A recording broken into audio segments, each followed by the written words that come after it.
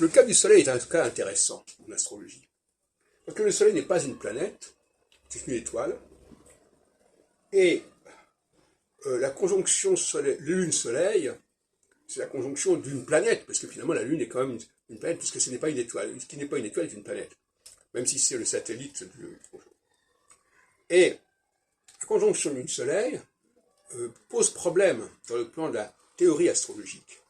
Parce que la Lune est en quelque sorte le prometteur dans mon système, et le Soleil est le significateur. En l'occurrence, c'est l'étoile qui correspond au signe zodiacal en question.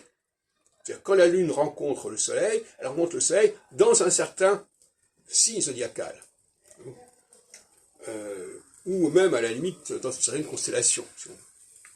Et donc, finalement, ici, le Soleil joue le rôle des étoiles fixes, dont j'ai parlé déjà depuis un certain temps, à savoir que les étoiles fixes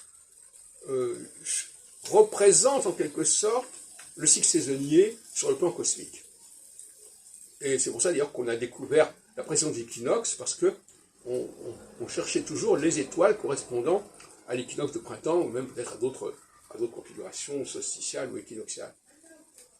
Donc, en quelque sorte, la rencontre, le Soleil n'est pas une planète dans le système astrologique, c'est un significateur, c'est une étoile qui signifie la situation du cycle saisonnier.